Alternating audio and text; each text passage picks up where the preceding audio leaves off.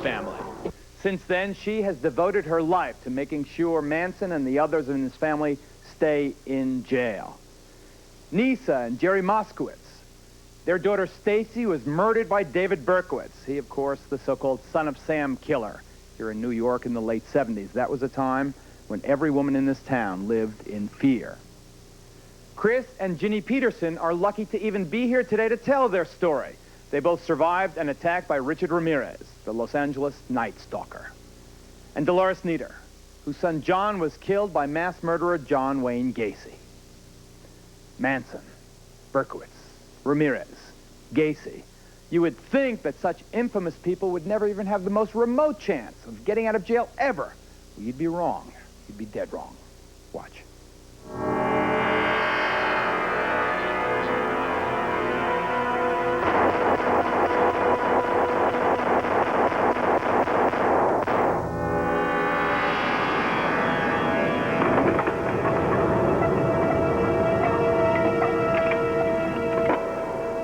Charles Manson, perhaps the most infamous mass killer of our times.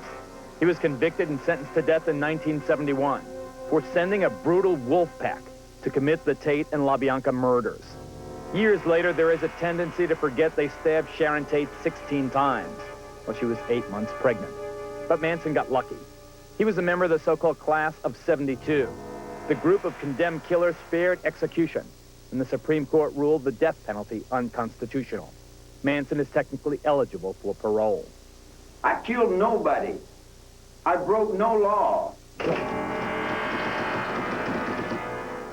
Son of Sam, the 24-year-old postal worker who stalked the alleys and lovers' lanes in the city of New York during the late 70s, preying on love-struck couples.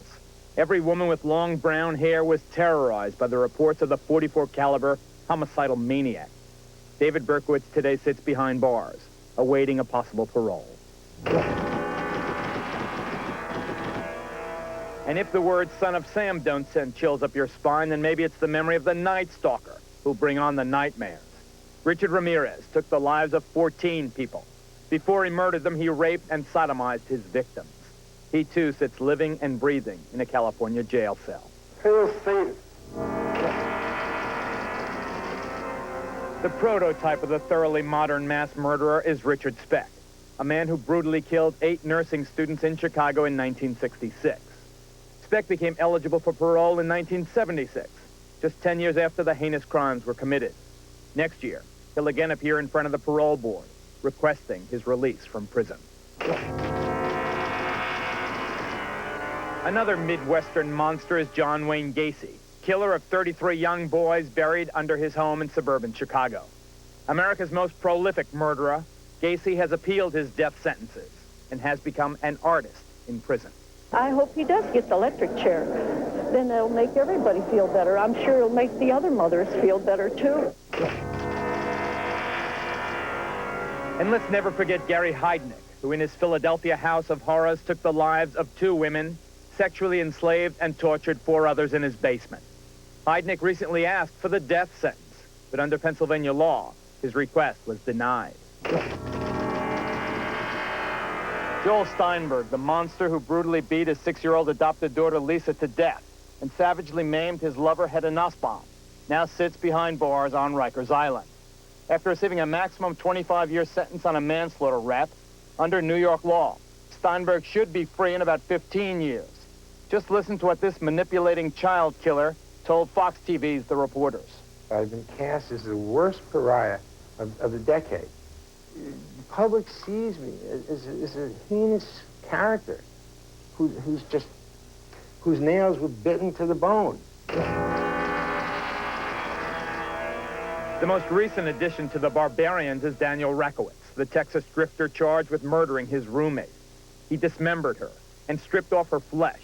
Her remains were then boiled, while her head and bones were later found in a bus terminal locker. Her alleged assailant, the 28-year-old Rakowitz, gave me an exclusive interview that you'll hear later in this broadcast. Manson, Berkowitz, Ramirez, Speck, Gacy, Heidnik, Steinberg, all vicious killers who, unlike their victims, continue to breathe life on this earth and who one day could be set free.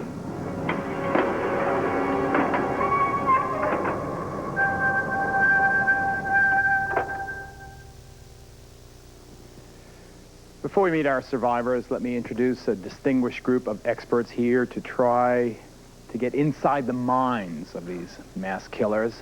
First, Dr. Gary Glass. He's an associate professor of psychiatry at the Temple School of Medicine in Philadelphia. He is an expert in forensic psychiatry.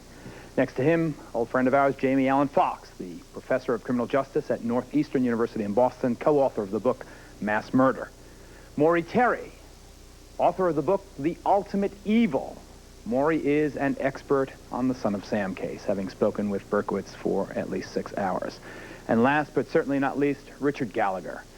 Mr. Gallagher is a highly decorated retired detective from the New York City Police Department. He actually worked on the Son of Sam case. But let me begin with Chris and Ginny Peterson, survivors of Richard Ramirez, survivors of the Night Stalker, the man who took over a dozen lives in Los Angeles. Ginny, why don't you just describe what happened when Ramirez came into your home that night? He entered through an unlocked door through the back entrance and entered into the bedroom. I awoke to see a man standing there. I shouted at him, "Who are you? What do you want?" We argued back and forth for a moment or two. Then he leaned over and shot me directly in the face. As I fell backwards, he leaned over then and shot my husband. We lay back down on the bed and stunned because we couldn't believe that we had been shot. It was the furthest thing from our minds. There was no pain at the time. Then we became aware that he was standing over us laughing. At that time, my husband rose up and gave chase. He chased him down the hallway because we had a small daughter at the other end. Ramirez fired two more shots, to which my husband faked being hit. He was grazed by one of the bullets, so that if Ramirez came at him again, perhaps he could tackle him. At that point, he turned and ran out of the house. Chris, you and your wife are probably the luckiest. On the one hand, so desperately unlucky that this monster would come to your home. On the other hand, miraculously, you survived. You two, unarmed, at night, in your own home here. A veteran killer shooting at you at point-blank range. Do you reflect on this man that did this to you? I think of him continuously. I have a constant reminder. I have physical problems, and I have tinnitus in my ear. And I dwell upon it more than I should. But I promised my daughter that I'd make sure he was always locked away on this. As you know, Ramirez was convicted. Do you believe the state of California will execute him? They will, but I don't believe that'll be within 10 years. Your reaction to that? You're sitting alongside Doris Tate, I'm fully the mother of Sharon Tate, the woman so brutally murdered by the Charles Manson disciples, a man who still breathes life, all of his disciples still alive. Doris, your daughter, dead. Do you think they'll really get Ramirez? Absolutely. I was fortunate enough to, at the request of the director of the Department of Corrections, okay, to come on his advisory board. Now, that's throughout the state. And yes, they're going to get him, okay? We've got to take a break. Stay with us. We'll talk to the survivors, the experts, people who should never get out of jail, our focus.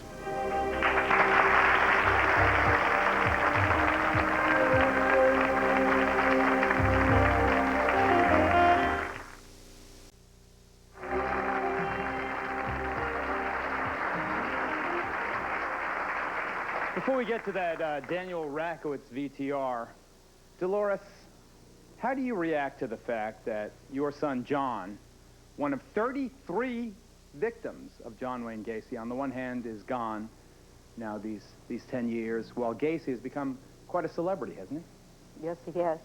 Just describe what Gacy is now. Gacy is given art supplies to do drawings, which are sold. As a matter of fact, one of his paintings was put into the Art Institute in Chicago.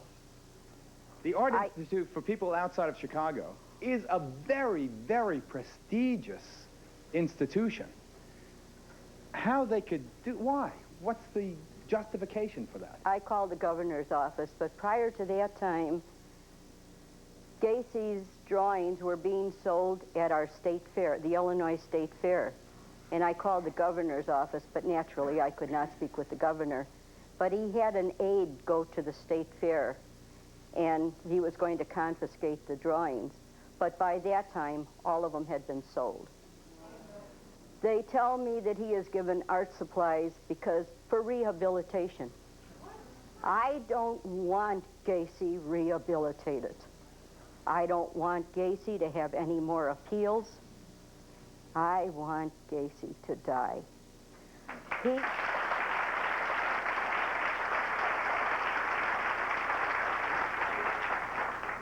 He snuffed out 33 lives that we know of. God knows how many more. What he has done to the victims' parents and families is unbelievable. There should be a certain number of appeals, and that is the end. On November 4th, about 3 years ago, Gacy was supposed to be executed. November 4th came and went, and not one word was said. I wrote a letter to the governor, and I pleaded with him to hurry up these, well, whatever you want to call it, his privileges, and stop the appeals. I did not get the courtesy of a reply. In my letter, I asked, why does Gacy have the right to have a girlfriend? Why does he have the right to sell his paintings? And all the questions I was asking, I was appealing, but I have no right to an appeal. Gacy has rights to appeal after appeal after appeal. He was convicted on my son's 21st birthday, March 13th, when he was 21 years old. My Johnny would have been 31 years old, and Gacy still lives on and still has rights to appeal. There's John. Is that a Marine Corps uniform? That is my son, Johnny. Geraldo, it's so strange that Manson was convicted on Sharon's birthday, January 24th. How about that? Maybe it's poetic justice. Both still around. Neysa and Gerry, I met you so long ago. 1977 it was. David Berkowitz, although I guess we didn't know who he was at the time, the son of Sam, had claimed your daughter Stacy. Your feelings on his situation? They haven't changed. They haven't changed. I don't agree with what was said before. I can't see anybody sitting in prison and people like us paying for it. We're paying for it, everybody here. Why? Why? What is the solution to all this? You read one day they did this, and then the next day it's another story, and every other day they're looking for parole, and he's coming up for parole. And I'll be very honest with you. I hope he gets it. Oh, yes. Oh, yes. Because I'll be waiting for it.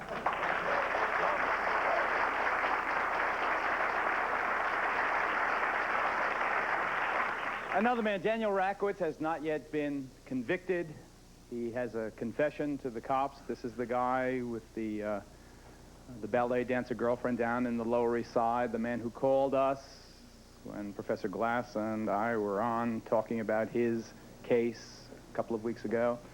The story broke in September. He is an alleged Manson-type killer, and he's accused now of killing and dismembering the young Swiss dancer who spurned him, evidently. Before we begin with our experts to talk about all these cases, Rakowitz included, I want to run this tape for you. I warn you. We started this program with a disclaimer, parental discretion being strongly advised. I warn you. The pictures that this man paints with his words are disgusting. Don't listen if you can't stomach a bizarre story of butchery. You're not denying that you killed your girlfriend roommate, are you? Completely. You are denying it? Yeah, I'm a drifter from Texas. As it says in the thing, you know, I smoke a lot of pot. Sometimes I trip out the acid. And, wow, it's like the most horrible scene.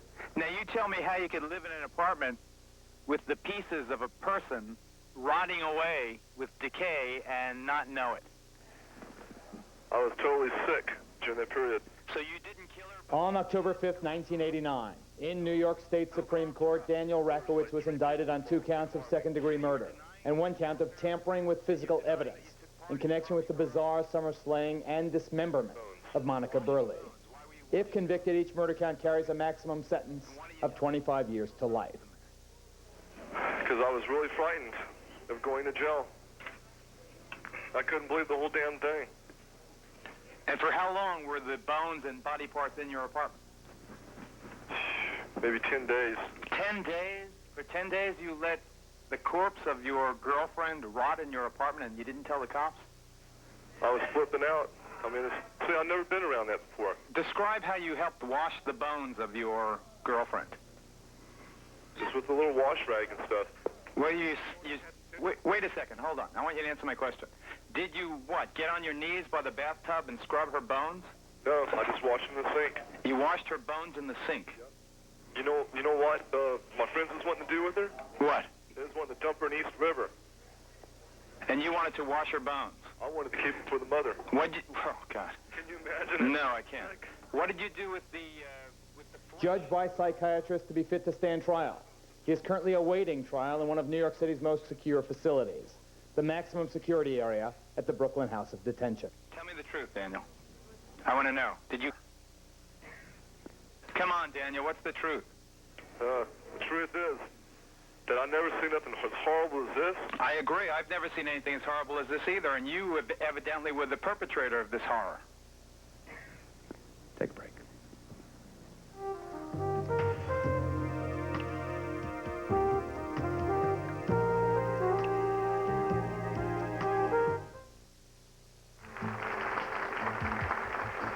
Stay with us, folks. People who should never get out of jail are our focus. We're talking about Manson and Speck and Berkowitz and Ramirez, Gacy, and if convicted, Daniel Rakowitz. Stay with us.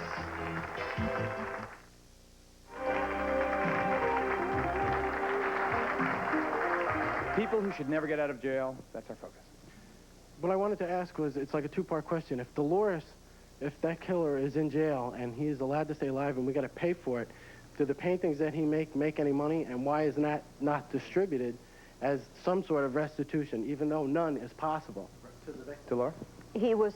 Those monies were supposed to be turned over to the victims' families, but now I was told that that money is to pay for his room and board. So my thought is that they're going to keep him alive forever as long as he's making money for the institution. It's wrong. Wrong. Sorry. A law was passed and any money's derived from a crime are supposed to go to New York, to the Crime Commission. In New York and other states. It's called the Son of Sam law. Which is absolutely a farce, because it's never happened, very rarely. And it's not right. And meanwhile, we're still paying for it.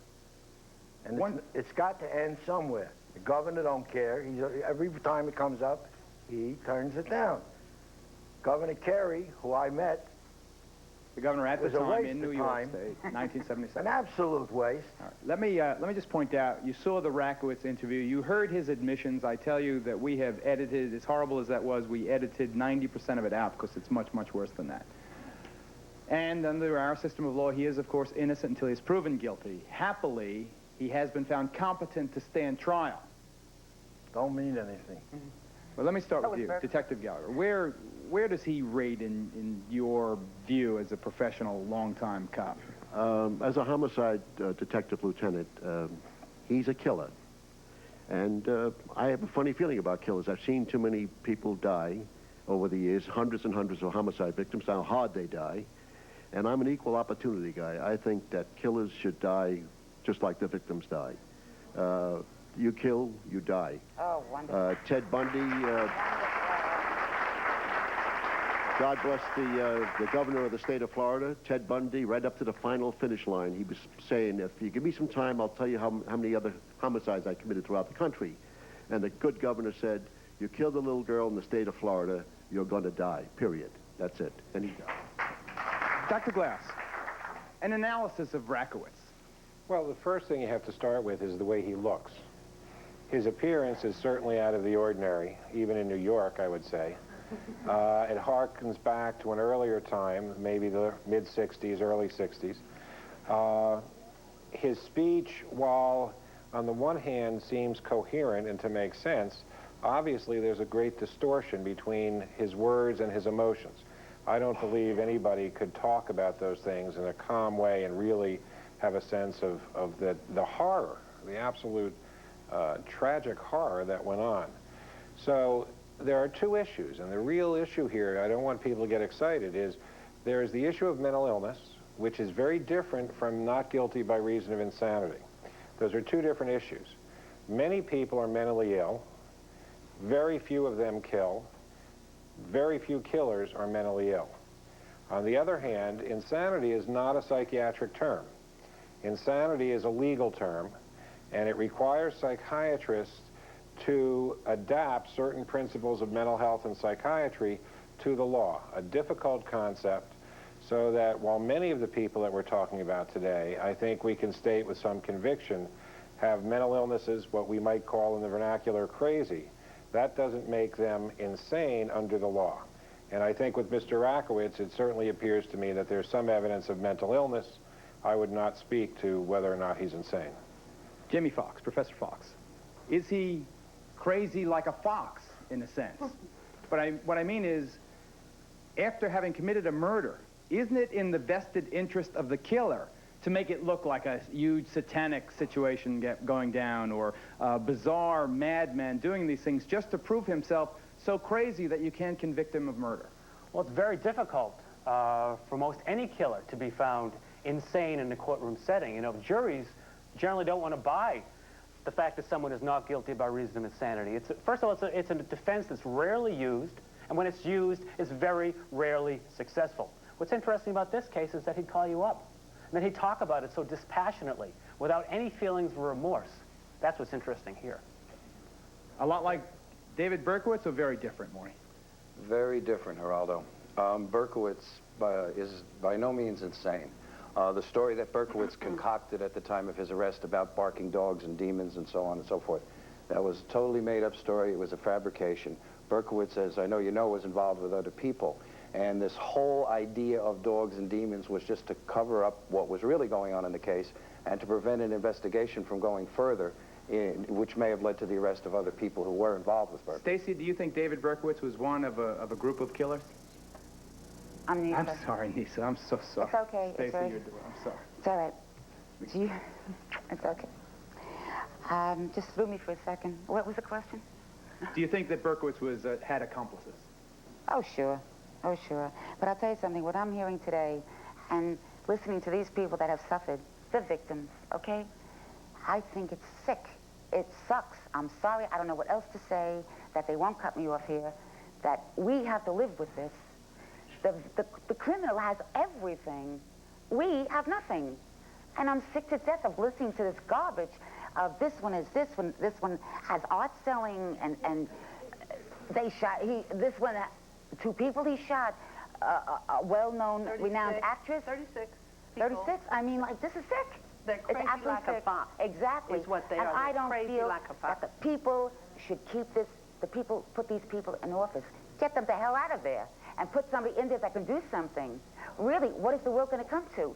You can't live anywhere. We talk about these things like whether Manson wants his guitar or Gacy wants his art. We're really talking about minutia here, because none of us here will trade places, will you? You won't. I mean, it's not so great in prison, regardless of what they get. Who the hell cares how great it is? They're still alive. My daughter is dead. These people are dead. You say it's not so good in prison. It's not so. None of us will trade places, do we? Here's a man sitting here that visits Berkowitz. Am I right, Maury? I have. The man's in a prison with carpeted floors, with a color TV. He has a gym. He weightlifts. You have a gym? My daughter is dead. My daughter's laying in the cemetery. I can live free, and these people can't, and they should never live free. It was his choice to get in there. We have to take a break. I'm sorry. We'll come back. On that. Okay. You can disagree in 2 minutes when we come back. Be right back.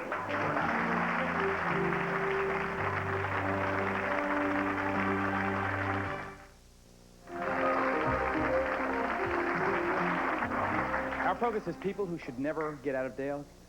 Sorry. Chris, Ginny? We lost our freedom August 6, 1985. Every night now when the sun goes down, we don't know what to expect. You know, there's more than one bad person in this world. And you say the word, you're free. Well, I'm glad you're free because mentally I'm not free when that sun goes down. I have to protect my family and myself. I can't walk up to a stranger anymore and say hello unless I know that person within reason. I'll let my wife finish here. Living the way we have the last 4 years is a prison. And this is a sentence that was handed down to us by someone who did not know us. We were ordinary people, much like everyone else in this audience. A violent crime can happen to anyone, mother, father, sister, brother, aunt, and uncle. There is nothing to distinguish you from anyone else. You live in a prison that this person put you in for reasons known only to him. He lives in a cell. He is fed 3 meals a day. For at least a year, we did not know where our next meal was coming from. He was out of work for 6 months. I am now out of work due to my injuries. We have had to reevaluate, move, change our lifestyles. You know, you talk about a crime that happens in a community. It just does not happen to people like my husband and myself or the parents of victims. It happens to all of you. I liken it to a pebble in the pond. Yes, the rings are heavy at first, but it reverberates outwards, and it touches every one of us. And we are all responsible for this. I really feel that we owe it to ourselves to stand up for what we believe for and to go out and fight for it. Dr. Glass?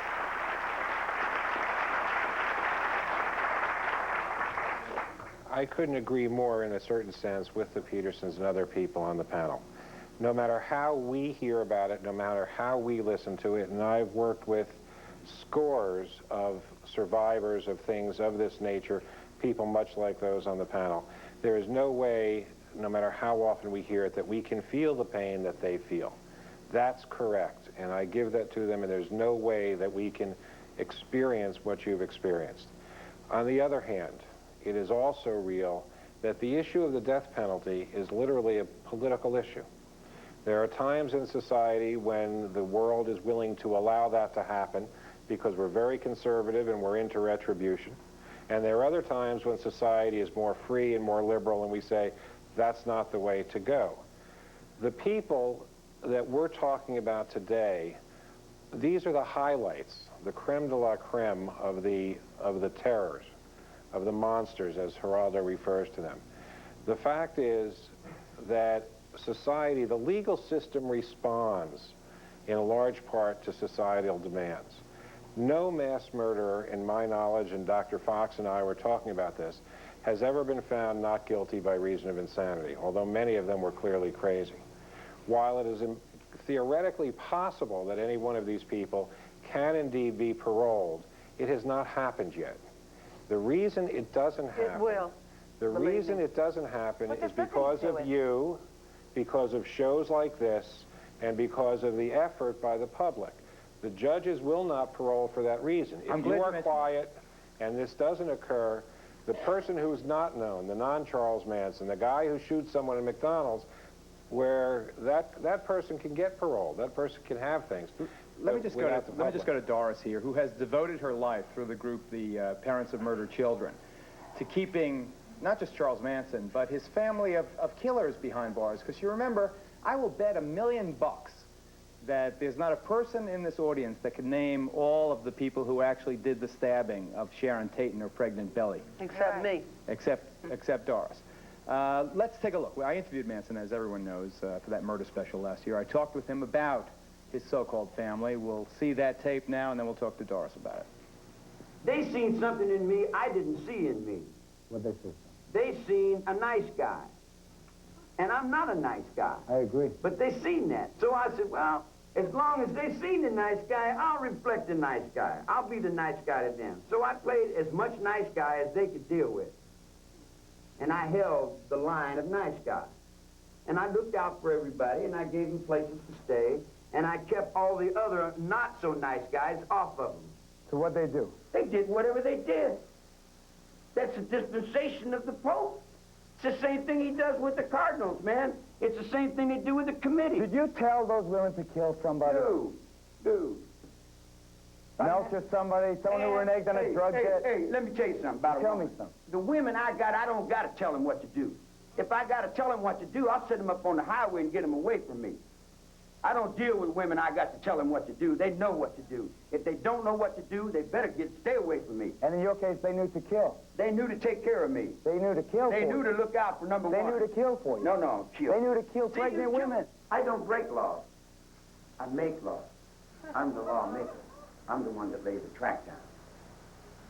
They drive the train. I lay the track. I make the law. If I take this chair and I knock that light down, I'll make a whole new procedure with it. Yeah. I make the laws from here.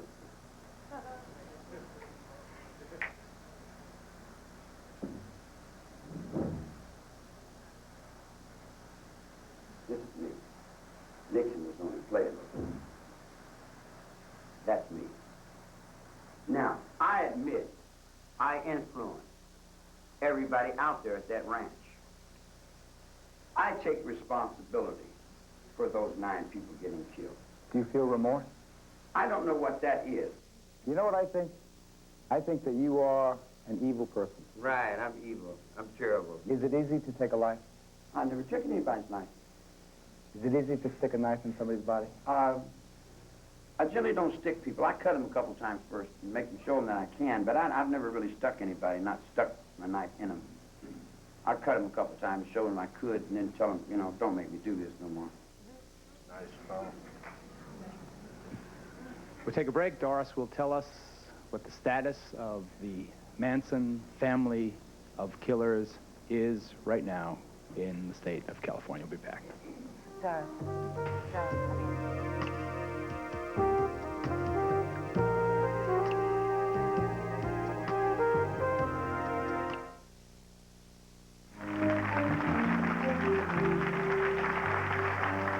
Does Manson generate any response, any reaction from you, Doris, when you see him on videotape? Yeah. I want to choke a little, you know, and I can't say it on TV, okay?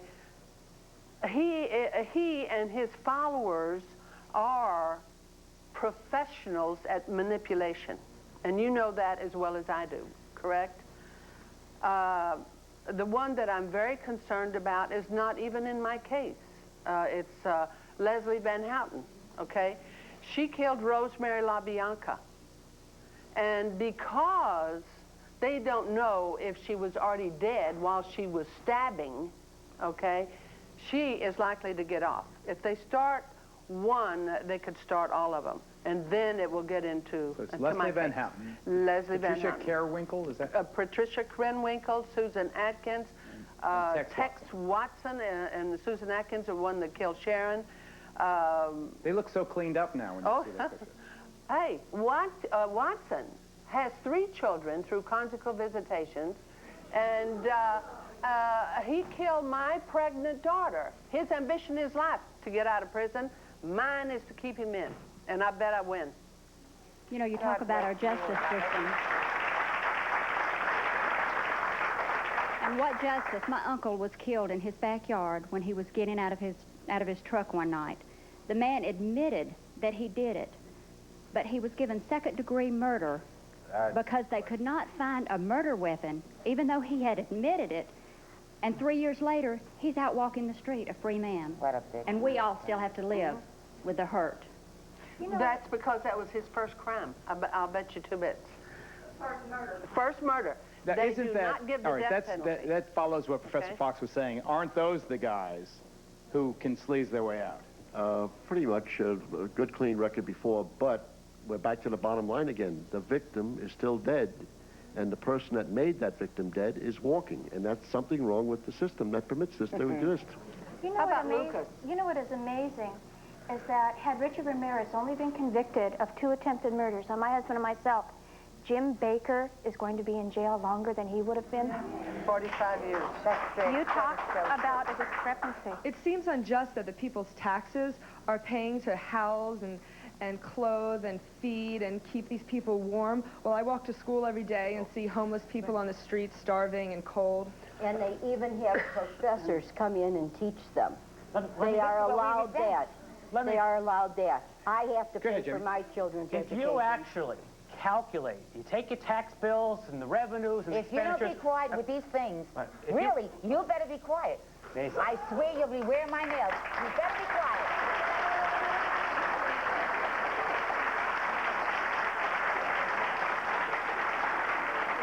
I'm warning you. Every person you execute, the taxpayers save 1 cent per year. We're not going to save a lot of money because we're executing a few dozen people a year. Dr. Glass, good. Hold it. Excuse me. Let him out of the Florida prisons. He killed his mother. He was out in 8 years. I'm not in favor of letting them out. Nobody here has said... He killed 300 people. Got to take a break, sorry. Take a break. Nobody. I want to quickly read this address here. Parents of murdered children, Post Office Box 2117, Palos Verdes, California, 90274. Please contact them if you've been the victim of one of these homicidal crimes. They are an excellent support group. I recommend it with all my heart.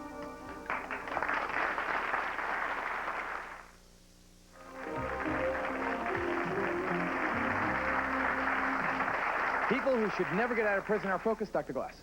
Before the break, with the interchange here was like a therapy group in my office, and I feel compelled to make an interpretation. We're not talking about money. We're talking about revenge and hurt and pain. Whether it costs $3 a day or $3,600 a day to keep someone in prison is meaningless. Whether someone can paint or has carpeting is meaningless. It is? When you've lost as much, please, when you've lost as much as these people have lost, you have nothing but revenge to try and hope for. That's what they're looking for. But I would like to suggest that the death penalty to these people, taking away some of their amenities, is not going to ease the pain. It's not going to take away your suffering. Yes, my sister-in-law's father was murdered by a man who they don't think can be convicted because he confessed the crime to another man. That man called the police and told him. Then he murdered that man. And they said, now what do they think of laws that protect criminals, to their advantage, because they can't use hearsay evidence? And he murdered the person he confessed to. They found they can convict him of that murder. Let me just say in general terms, excuse me, without, stirring up the emotional pot here. Maury, I'll give you the first shot. Isn't it conceivable that the law, our great system, and the Republic of Canada has a system not unlike ours, to protect the rights of the person until found guilty, isn't it possible that the rights of the victim have been lost somewhere in the exchange? I think that that's happened, and I think that organizations are now in existence to try to do something about that, like Doris is involved with, and others. I think that the focus has gone off the victim, and the pendulum has swung too much to the other side, to where the rights of the criminal have become sacrosanct. I think it has to go back to the middle. Jamie, give us that much. What I give you is that I am a full supporter of victim rights and written about victims and survivors, but whenever there's a clash, that's where we have to look at the fact that the criminal is still the one who's under a sentence, who's facing jeopardy in the courtroom. Let's have all the victims' rights we can, as long as we don't have to take away from the offender's rights. Well, I remember, I grew up in Queens when I was a kid. And Borough of New York. Borough of New York. I remember Son of Sam vividly because my mother told me, reading the papers, and it didn't just affect them two, like she said, it affected the whole city. Queens, Brooklyn, Staten Island, everything. And if you want somebody to stand behind him when he comes out of Rikers Island, I'll be right behind him and show the whole answer with me.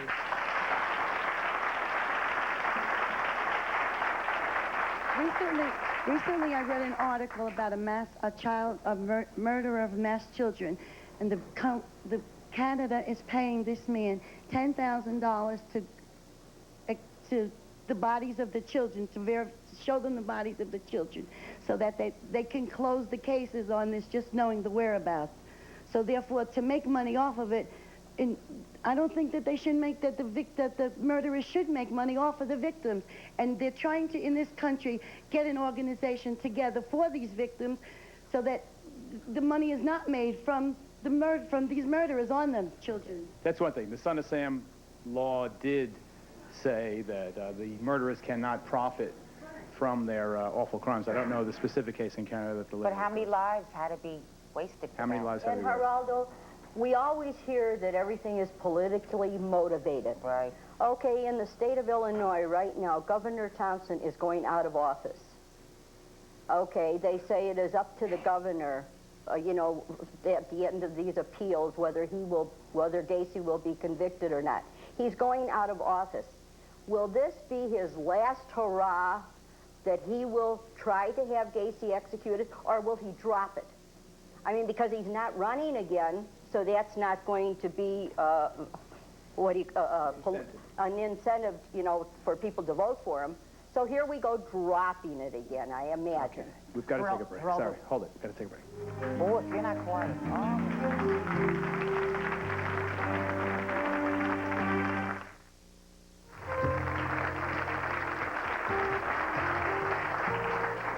Neysa, last thoughts. What? About people who shouldn't get out of prison. Personally, if I can't kill him myself, put him on a damn island like the lepers. Let them fend for themselves. That's what they do with the lepers. They were contagious to each other. They were contagious to all around. Put them on an island. Let them all fend. Let them kill themselves. I don't give a damn. Jenny? I'd like to address something Mr. Fox said. Lady Justice, for those who have seen us, she's blindfolded and she holds the scales. And while I dare not speak for all of us, I think the people here will agree with me. We are not asking for any more than what the criminal has. We would just like to see those scales balanced. You can talk to so me. that we have equal opportunity to have our voices heard.